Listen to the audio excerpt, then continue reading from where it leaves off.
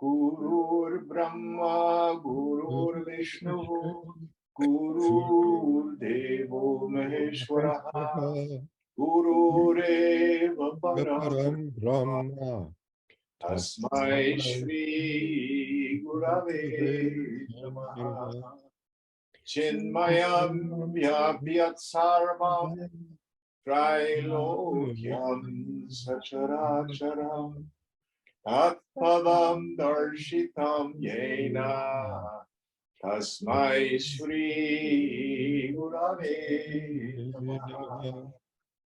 Twameva Mata Chapita Twameva Twameva Bandhuscha Sakha Twameva Twameva Vidyadravitam Twameva Twameva Sarvam Mama Deva Deva Twameva Sarvam Mama Deva Deva.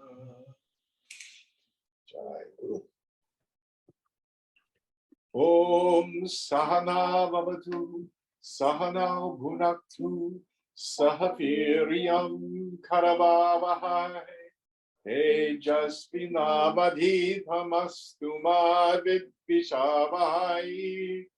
Om Shanti Shanti Shanti. So where are we in our text? Starting chapter 2. I don't think we're starting chapter 2. I think we're several verses into it. Okay. I have us as starting chapter 2 as well. All right, chapter 2.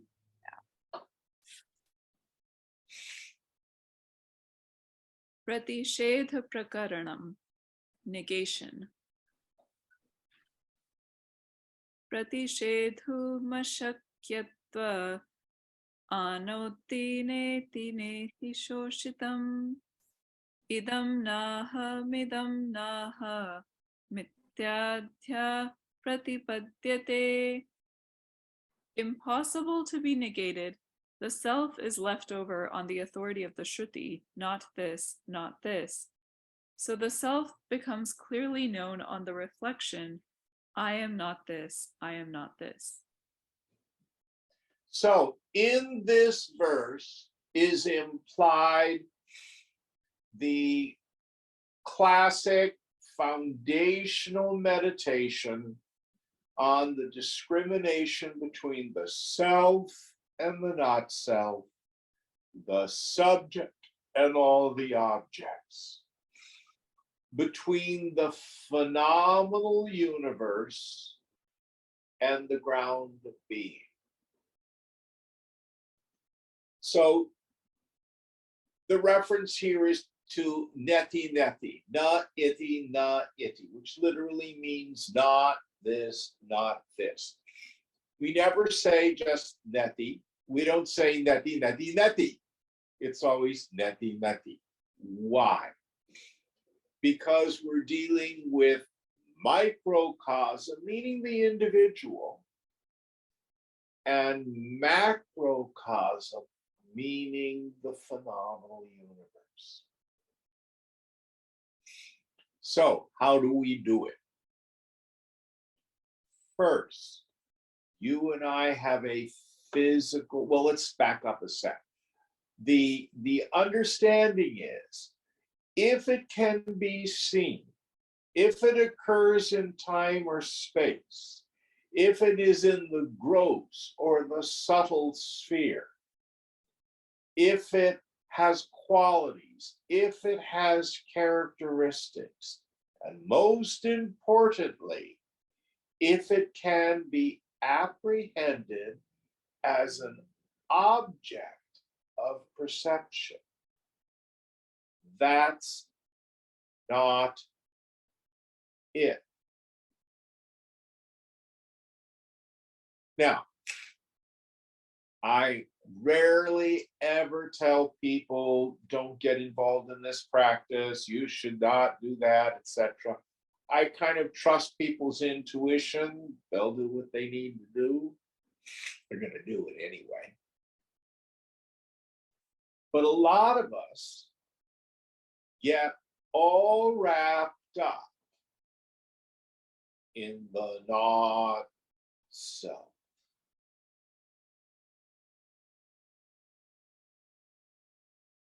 So let me see if I can give some examples. Is intense body work of value? On one level, no one is going to get freedom through intense body work. But what about energy work, Jim? It can be valuable in the relative sphere. No one's ever going to gain freedom through energy work. What about visualizations, manifesting? Knock yourself out. No one will ever gain freedom through manifesting. Why? Because the problem is the non-apprehension of my essential nature. I'm not a bad person trying to get good. I'm not an immoral person trying to get virtuous. I'm not a sick person trying to get well. I'm not a damaged or broken person trying to get whole. I'm not an inner child that's going to be healed. We have all these ideas about trying to take a sense of individuality and fix it. And what Shankara thunders is, in the end, it doesn't work. So what does work? The problem is ignorance. The antidote to ignorance is knowledge. Here I mean the direct experience of myself. So we go through neti. So, physical body. As a child, you had a little body, you go through adolescence, the body changes. Now you're an adult, the body has changed again. Some of us are in the final third act of life. The body is changed again. It gets sick, it gets well, things fall off, organs fail. But I am not the body. I am the knower of the body and all its changes. Macrocosm. All objects in the phenomenal world. Not that. Na iti. Not this, literally. We go to the realm of energy. You may be doing energetic work. You may be working on raising your kundalini. You may be cleaning your chakras. You may do Reiki. It's fine. But energy work is moving something that's objectively known. You are not the prana or the ki or the chi or however you want to name it. You watch it rise and fall and move hither and yon. Likewise, the whole universe is filled with energy. But we know energy. Not this, not this. Now we're moving into the subtle world of feelings. We do all this therapeutic work in meditation. Feelings arise. I was listening to a young man yesterday who had been a very, very low bottom addict alcoholic and is now clean and sober, but only like 140 some days. All of a sudden, out of that tamasic state of pressing down, of not feeling, of running away from his emotions, now they're all there and it's so uncomfortable. And he wanted to use so badly. So no one ever said feelings are not intense. But remember, they're always impermanent. And you are ever the knower of your feelings. Macrocosm, all the thoughts and feelings in the world. Not this.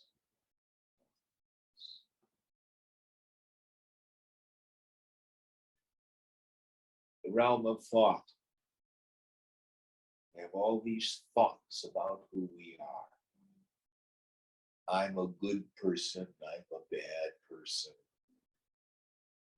Most of us, it's kind of like I'm the piece of shit that the whole world revolves around. We're narcissistic egomaniacs with low self-esteem. Seems like a contradiction. That's how a whole lot of us think.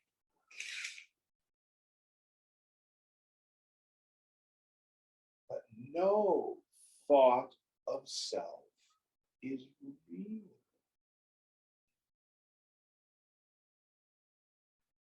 It is like the person who says, oh, I'm so sad today. The sun is low in the sky and my shadow was long. Oh, I feel important. The sun high overhead at noon, my shadow was only 3 or 4 inches. Nonsense. So all these ideas of self are opinions about something that isn't even really there.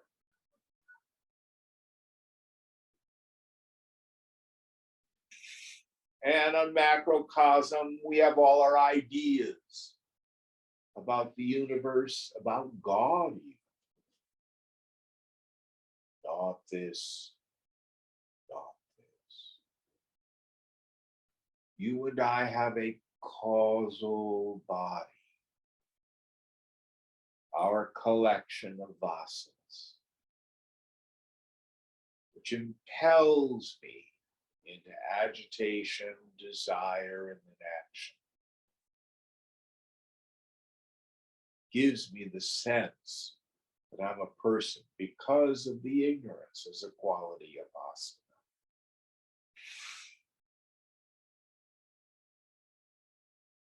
It's interesting. Someone comes and I say, do you know your self-nature? Are you realized? Oh no, Jim, I'm a suffering person. Do you know that you're a miserable creature? Oh yes, Jim, I know I'm a miserable creature. Do you exist? Yes, I am the one who knows I'm a miserable creature. Actually, that person does not lack direct experience of the self. They just have a very confused mind. And then the scriptures say that the macrocosm causal body is Ishvara, or Brahmaji, the Lord of creation. What was it that caused the Big Bang? but at the core of my being, not known as an object, space between your thoughts, your attention turned in. What is your essential nature? This field of pure awareness.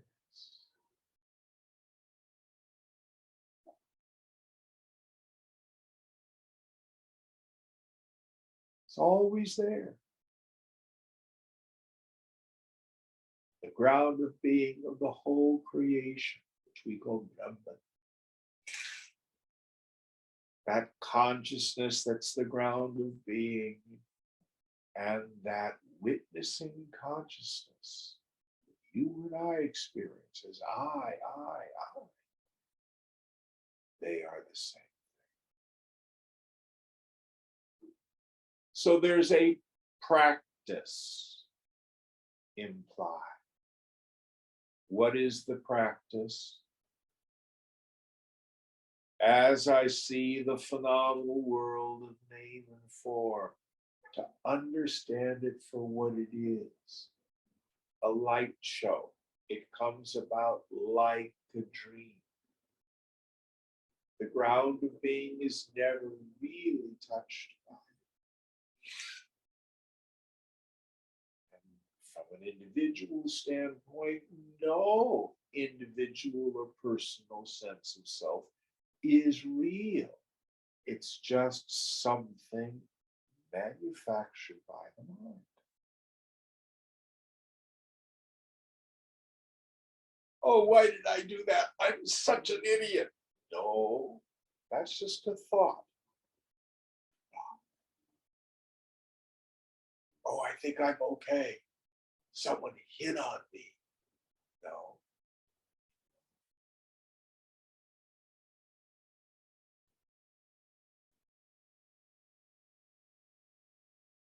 Now, we get the taste of it, as it were, in our meditation when we're very quiet. But what we want to be able to do is, as the equipment is moving through the world, this ego sense, this asmita, this ahankara gets triggered when a personal sense of self arises. We say, I see you for what you are. Not going to believe you. It's not about reframing. No, I'm not a terrible person. I really am a good person. No, the fellow didn't dump me because I'm a horrible person. He dumped me because he's a jerk. No. All that happened is just prarabdha, karma. I am never touched by it. All just goes by. That's the practice. Any thoughts on this?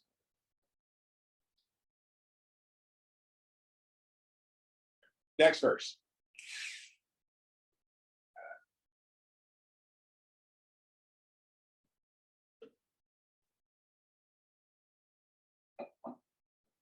I think you're muted, Aditi.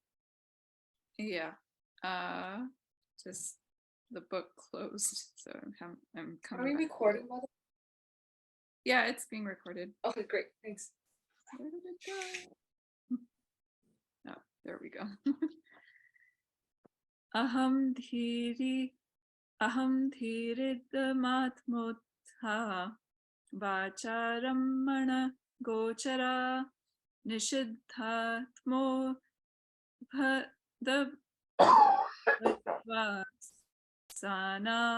sana purmanatam prajet. The consciousness of egoism, i.e., the mistaken identity of the self with the body, etc., has its origin in the intellect and has for its object what is based on words only. As its Oh. very nature and origin are both negated by the Shruti, not this, not this, egoism can never again be regarded as founded on any evidence. So this idea of ahankriti, ahankara, I like to use the term jiva bhavana, which means an attitude or feeling that I'm a person.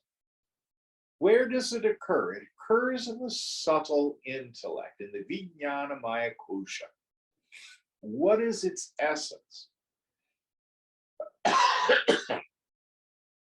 It's a function that attributes to the self the qualities of the not self. Now listen carefully.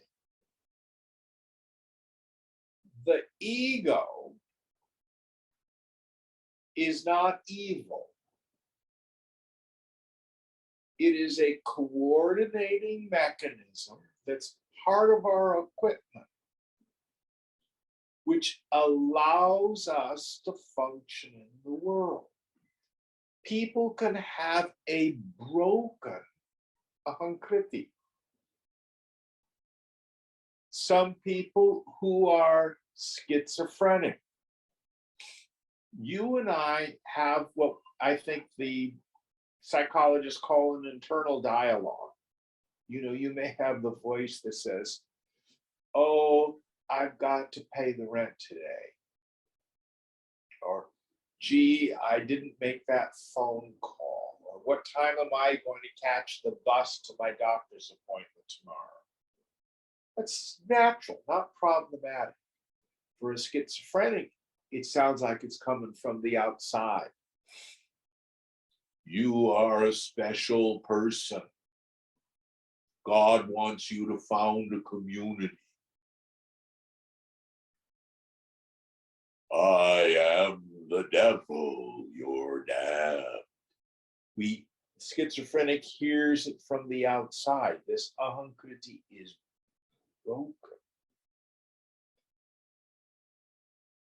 Psychology has studied the phenomenon of multiple personalities. Did you study that at all in your training, Aditi? Very briefly. So it's where a person wakes up in the morning or through the day and they're a different actual person. And sometimes these different personalities have no memory of the other. Sometimes they do. But this ahankriti has splintered. It's broken. You've ever been a blackout drinker. You're at a party, and you're drinking away, and then the next thing you know, you wake up fully dressed in your bed the next day.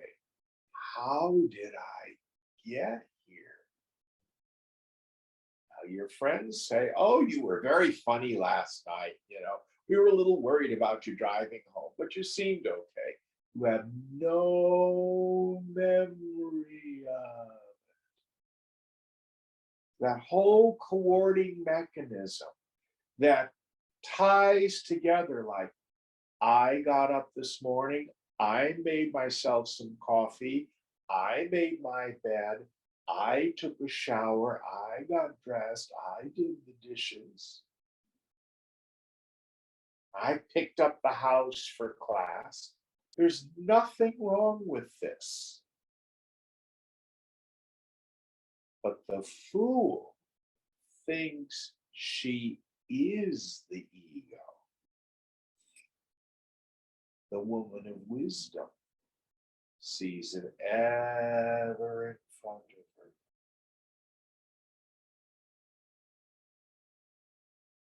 Egoism thickens and thins. Those of you who've taken the beginning class or one of the early classes, what I will frequently do is I'll say, all right, everybody look at Joe. Let's see if he has spinach on his teeth. Did he spill lunch on his shirt? Everybody looks at Joe, and then you watch Joe turn bright red. because he's self-conscious with a small s. Some of you who may have a responsibility at work where you have to do public speaking. Some people say that's the most common phobia in America, the fear of public speaking. Ego thickens. How am I doing? Am I okay? What do they think of me? Or you go on a date. Am I doing it right? Are they gonna like me? Other times, ego thins when we're listening to music, when we're deeply engrossed in a project, when we're making love,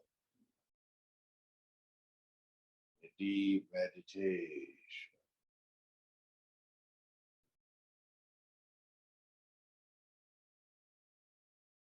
So we watch the ego rise and fall, thicken and thin. It is an object of awareness.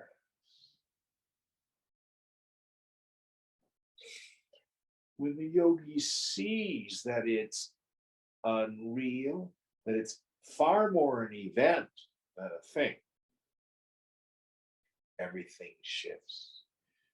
Ego constantly endeavors to solidify and concretize itself. Am I okay? How am I doing? What do they think of me?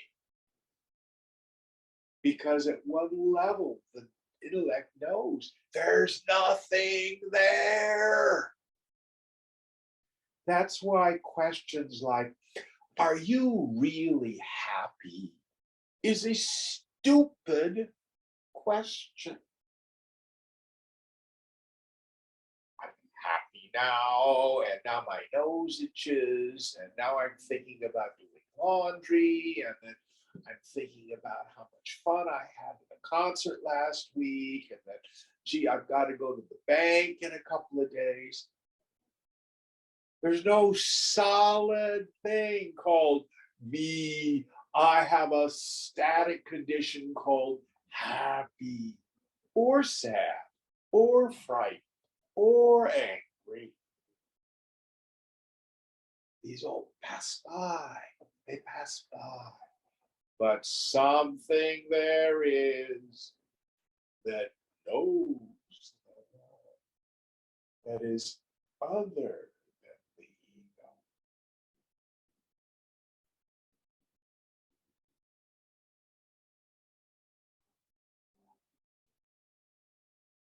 Listen very carefully. Shankara will say that we are to take on the ego state of the mumukshu, the one who seeks after liberation. I tell you, the ego never gets there. The ego never gets to say, aha, now I am a saint, touch my feet.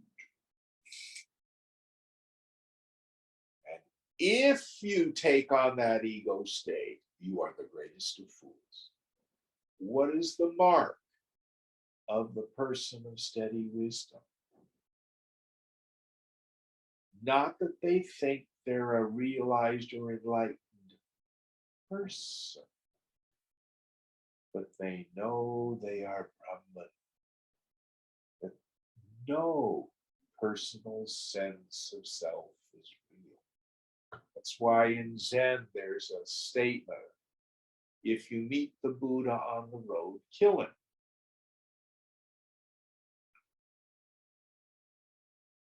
Don't try to be a Buddha. Understand that no personal sense of self is real.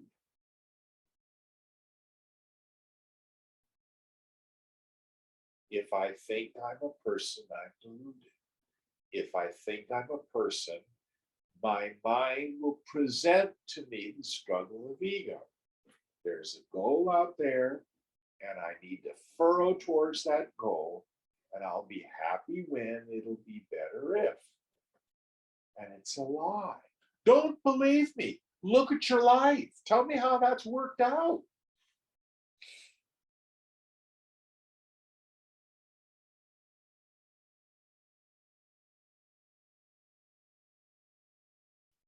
In Western mythology, there's the story of the emperor's new clothes.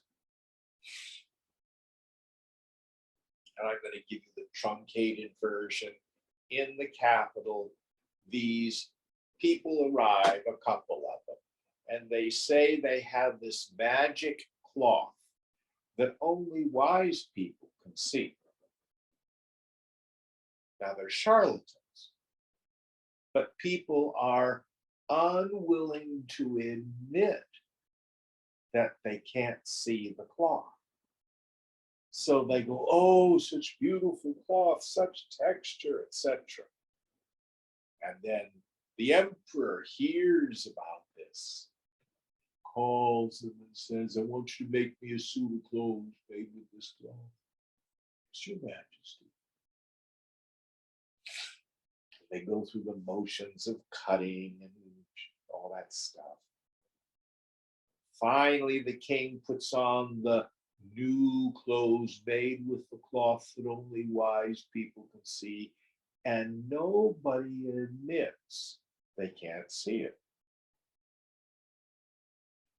The king is in procession down the main street of the capital, and a child says, look, mummy, the emperor is stark naked.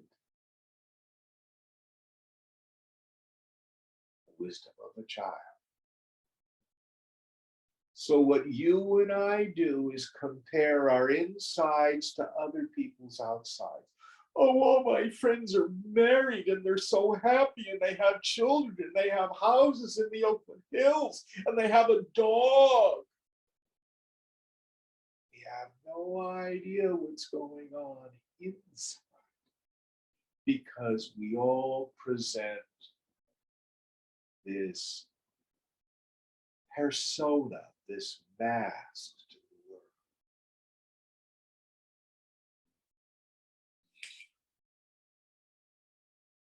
But the human condition, for those in ignorance, is 95 cents worth of work for a nickel's worth of joy.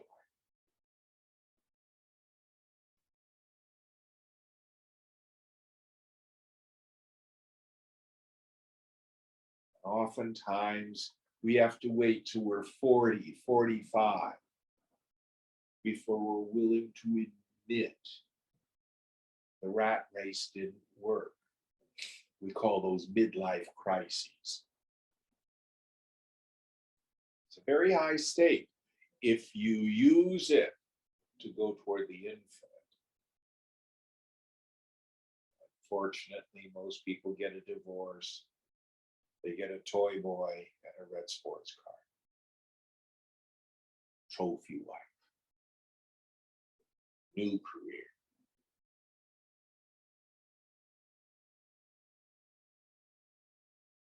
One of my students was asked, what's it like being married? He gave such a truthful answer. He said, it's different. Not better. Just different.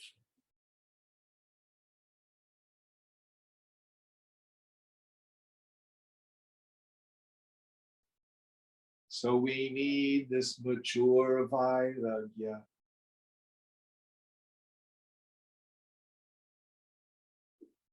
We need the capacity to let go of any personal sense of self. Let go of my belief that the people, places, things, and conditions are joy-giving and misery-producing. It's not true. Fake news.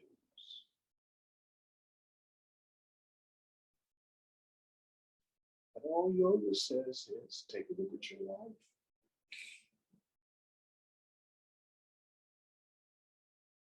Quit running and really look.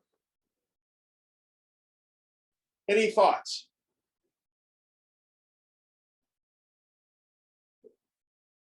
And in action. I had one. Go ahead. I noticed, in silent meditation, where my mind was always going, and it was always going to what I thought the world was thinking of me. Other people in my life, and it was the most amazing and helpful thing to realize. I couldn't even prove other people had minds, let alone what they were thinking. And what Vedanta would say, Justin, is, yeah. What do you think of the space in the glass as opposed to the space in the jar? Yeah. There's nothing there. Exactly. That's why I realized I was just saying, who cares to every thought in my mind, and how ridiculous all these thoughts were quite amazing. Yeah. My people skills have improved amazing amounts when I realized they're all consumed with themselves anyways. Good work. Good work. Any other thoughts?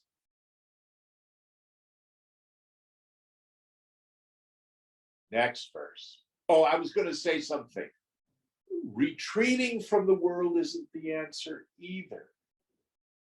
One of the most powerful things that Gita says in the second chapter, the person who removes the objects of desire but allows the desire to remain behind is verily a hypocrite. So you may think, oh, I don't want to work, I don't want a relationship, I don't want anything, I'm just gonna run away from the world, take cruises and lie on the beach. But I promise you, that will not get rid of ego. It will not get rid of the problem. Those of us who are doing Monday night, we were in this story of Chudala and her husband Shigidvaja. It's all about that. The renunciation we need to do is to renounce the mind, to renounce our belief in our thoughts, to renounce our identification with any thought of self. All right, next verse.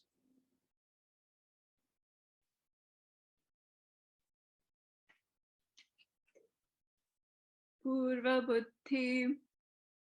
buddhimabadhitva nottara jayate pantihi drishireka swayam siddha halatvatsa na badhyate. A following knowledge does not arise without negating the previous one. Example, the knowledge of the rope does not come without destroying that of the snake in a rope snake. Pure consciousness, the self, only has an independent existence and is never negated as it is the result of evidences. Yes. So this is a very important point. I got a call from someone who's in an ashram in India. He is really serious about his yoga. He's taking a 3-year course, Vedanta. And then he was talking about, well, but I'm afraid my girlfriend won't wait for me, and then I miss all my friends back home, and I'm thinking I'll just kind of take 2 weeks away to kind of go hang out with my girlfriend, and if we get a connection, she'll wait for me, and blah blah blah blah blah blah. And he's a good yogi, so I was quite honest and quite direct with him.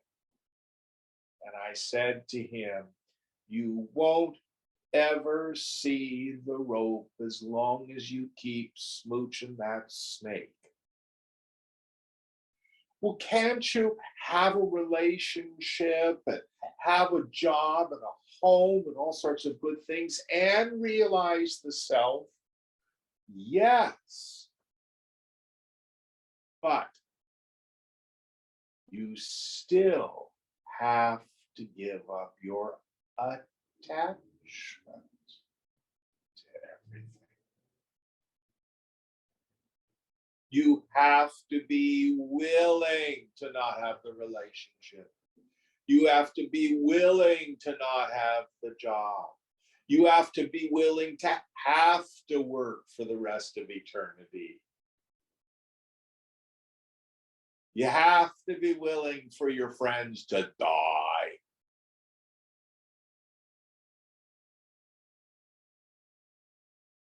Be present to, cherish what's right in front of you.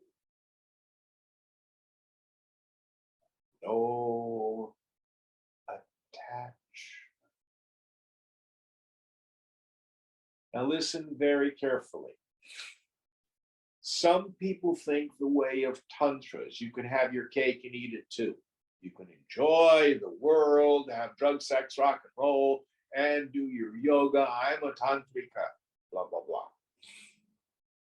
As opposed to the way of sannyas, we leave everything behind.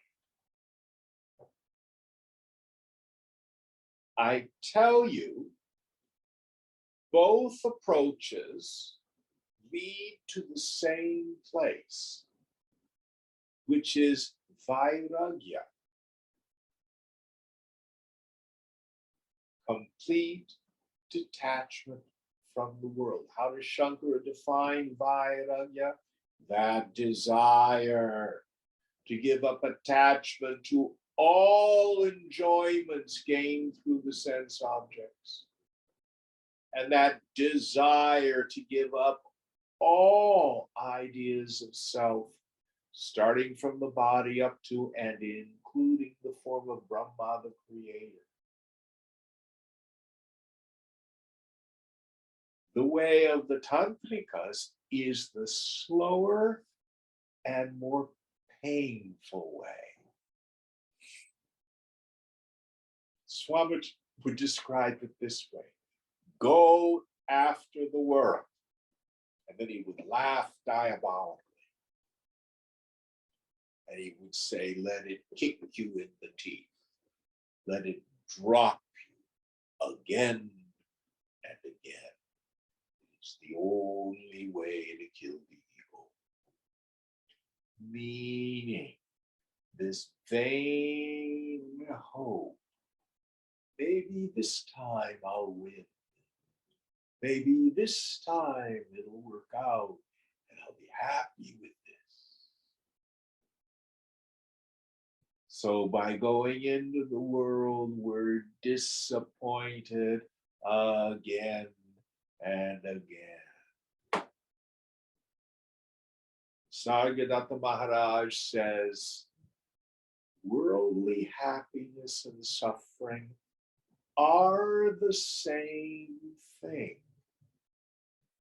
If you invest your happiness into persons, people, places, things, and conditions, you will suffer. That's it. That's the same thing. Why? Because fundamentally, the objects, the people, places, things, and conditions in the world are shunyata. They're void. There's nothing really there.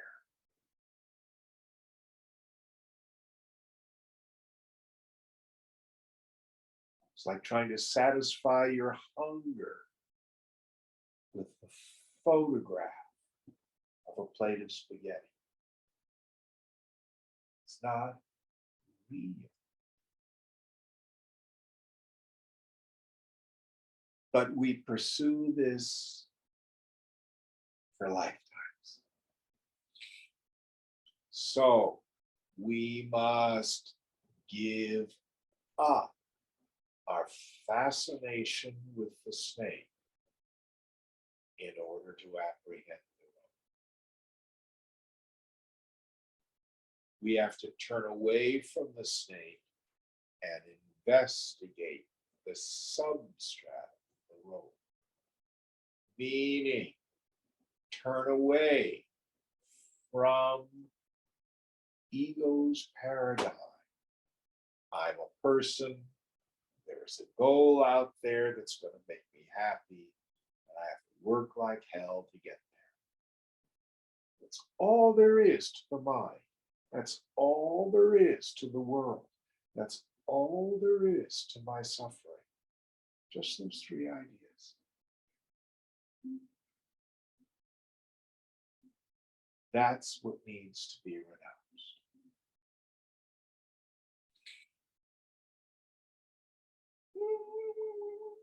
Go ahead, weep. It's natural.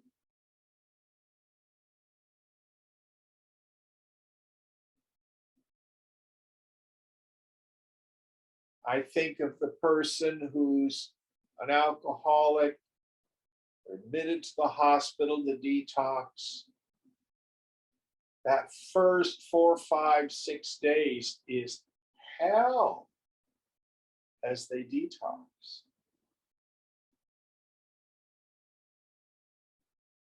Same thing if you're a heroin addict.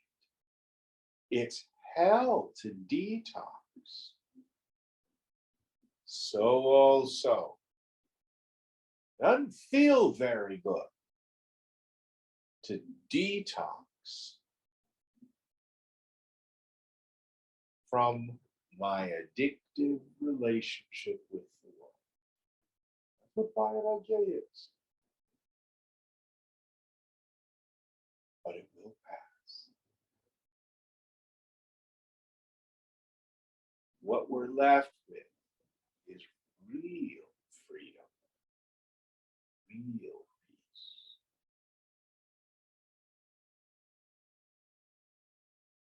Any thoughts on this?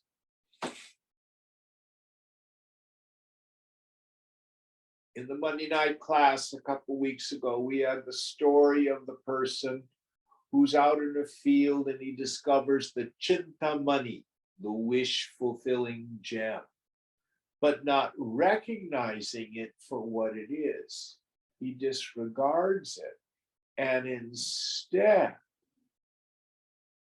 gets attached to some worthless pieces of colored glass. That's you and me. What is the wish-fulfilling gem? My own self. The real source of all joy. But I disregard it. I go after the baubles, the trinkets of this world.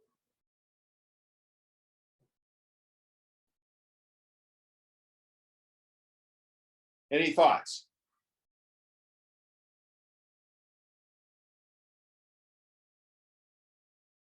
All right, next one.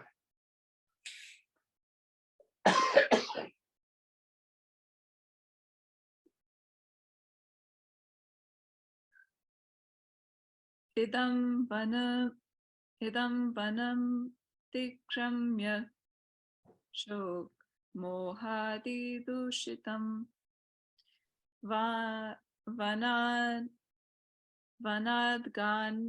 gandharako yudva swatmanam pratipadyate. One attains one's own innermost self by crossing the forest of this body infested with ferocious beasts of grief, delusion, etc., like the man of the country of Gandhara, who crossed the forest and reached his own country.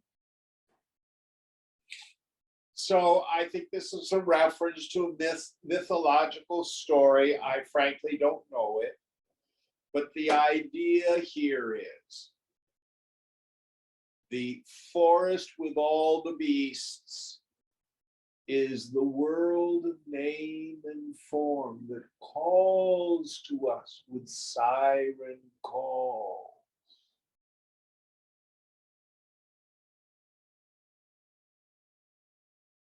The spouse you have isn't good enough, look for a better one. The job you have isn't good enough, get a better one. The life you have isn't good enough, get a better one.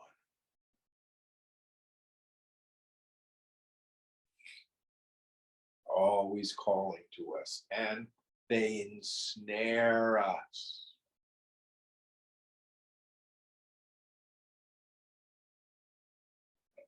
But the woman of mature dispassion walks easily through and comes home.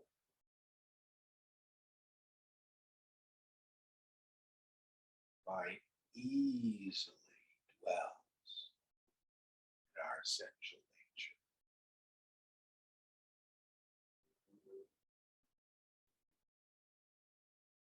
Well, then what do I do, Jim, with my behavior? Don't worry about it. It'll all work out.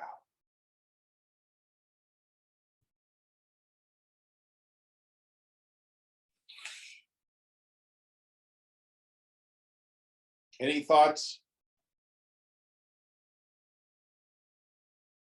Next one.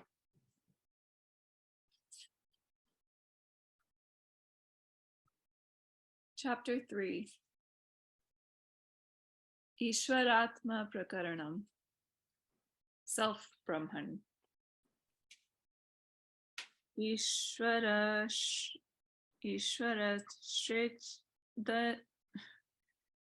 Shredanatma Sya Nasavasmiti Dharyate Atma Chedishwaro Asmiti Vidyasanya Nivartika. The aspirant cannot know that he is Brahman if it be different from the self. It then contradicts the Shruti. But if he has the conviction that he, the self, is Brahman, there is no contradiction to the Shruti. This is right knowledge which destroys ignorance. So again, for those of us who will come from a Hindu tradition, our first pramana, our first authority is the Shruti, the Vedas themselves, the Upanishads. For non-Indians, we may not hold them with the same kind of reverence. It's not important. But the essence of this particular verse is, are you looking for an experience of the self?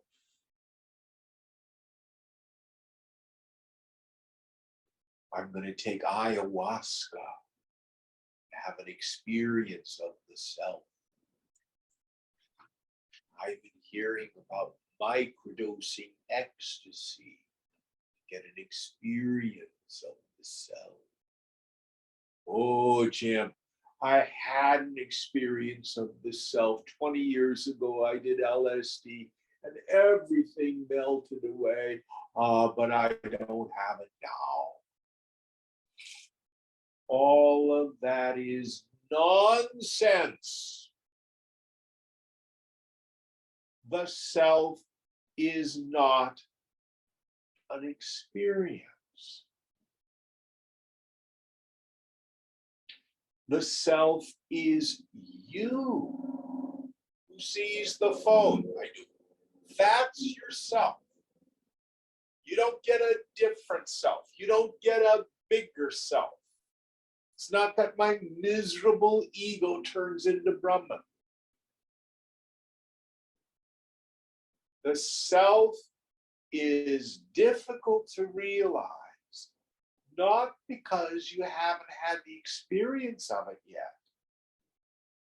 It is difficult to realize because it is so ordinary.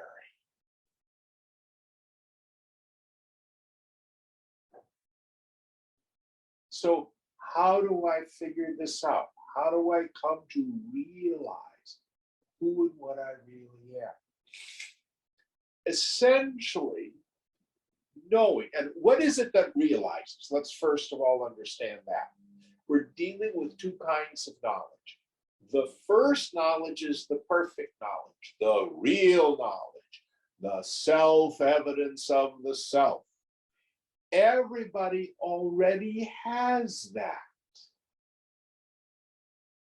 The most miserable of creatures does not lack direct experience of the self. Are you you? How do you know you're a you? Are you a conscious being? Yeah. The problem is in the mind. Both bondage and liberation occur to the mind. The self is ever free. What is it the mind needs to undergo? Right now, because of ignorance, I think I'm my body. I think I'm a person, and all the craziness that stems from that.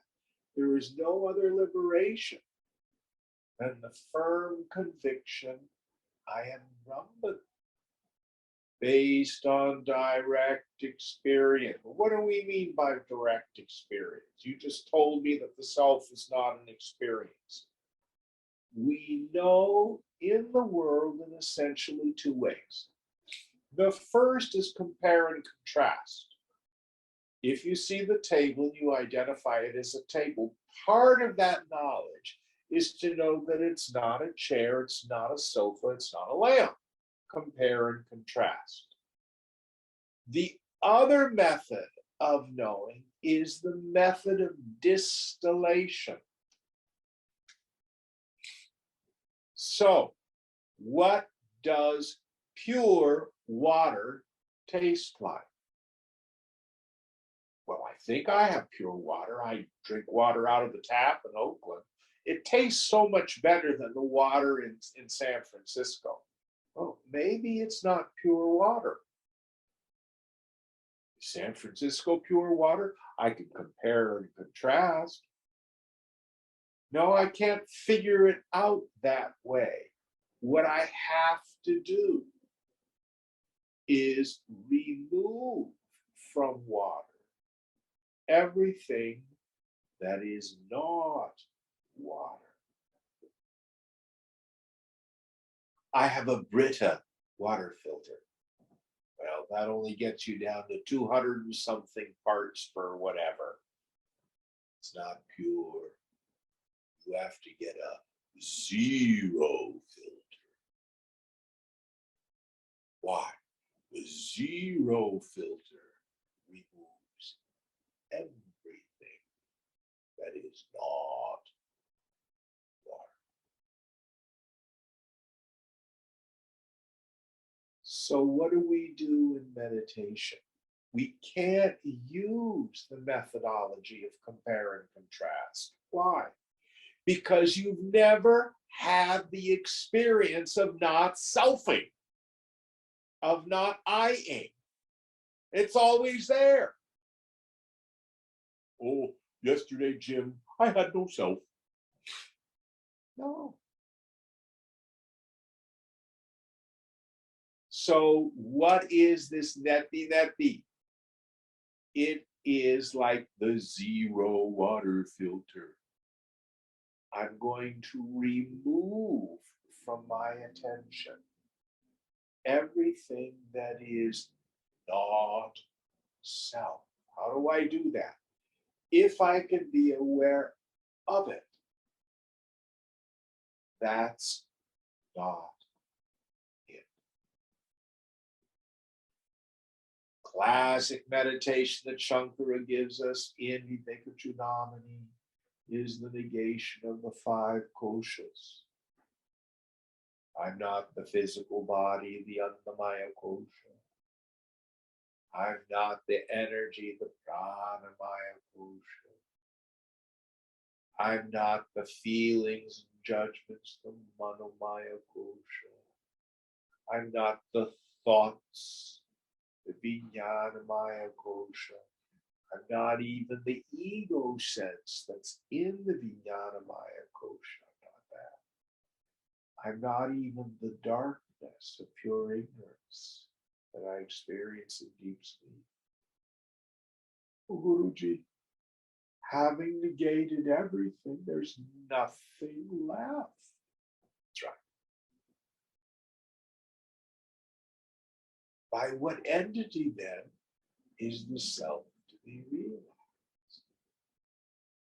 In a very subtle intellect. Notice that by which all this is known. Yet itself can never be known as an object. Yet is always there and is self-evident. It knows itself. It is Swayambhu, self-evident. Swayam Jyoti, self-luminous.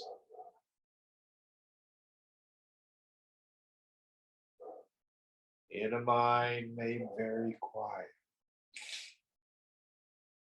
my mental zero filter, with the attentive faculty turned in. Notice what's always been there.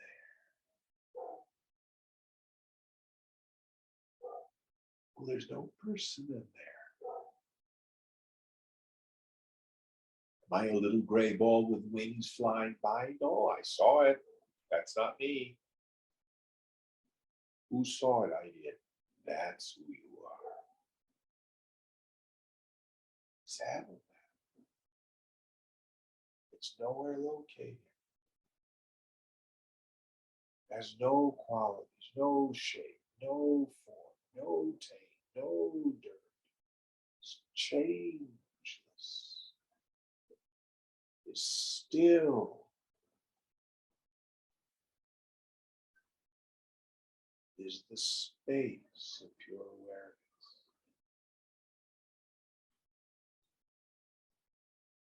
Always there. It does not disappear when the mind occurs. It's there as the witness of everything.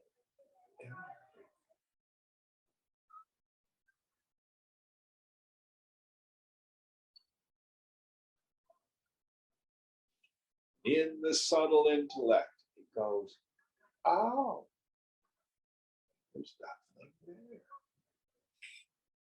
That aha is called pratya vinyana, recognition. Now notice, that didn't create the sound, didn't change the sound.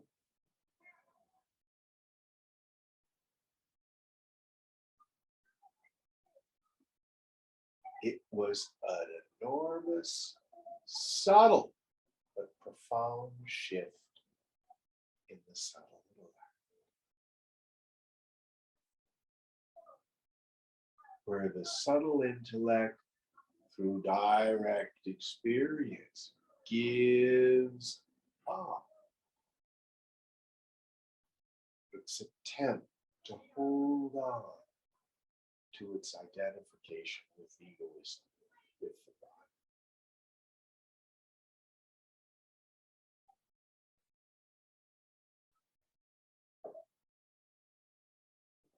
Any thoughts on this?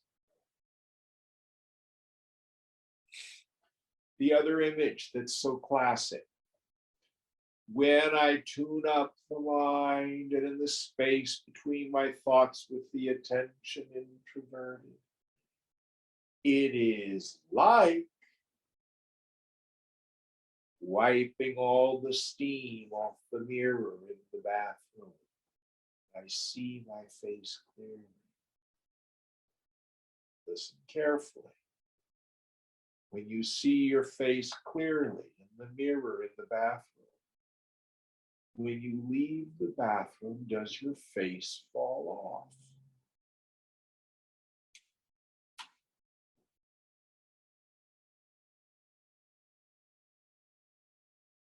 Likewise, when you return from deep meditation and you're functioning in the world,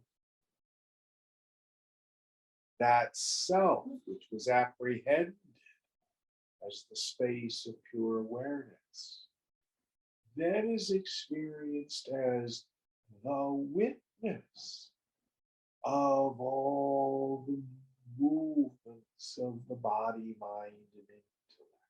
Doesn't go anywhere, but it's in the background as the witness.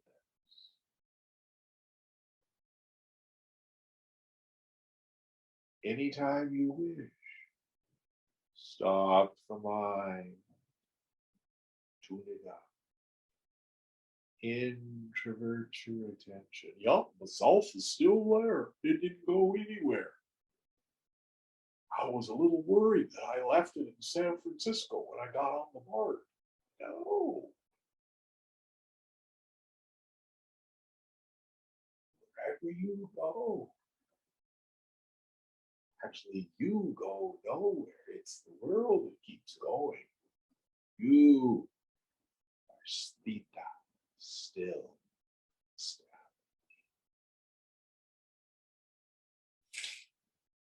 All right, good place to stop today. What verse are we on for next week? Chapter 3, verse 4. All right. Om Purnamada Purnamidam Purnat Purnamudachyate Purnasya Purnamadaya Purnameva Vashishyate. Om Shanti Shanti Shanti. Hari Om Sri Guru Pyo Namaha. Hari Om.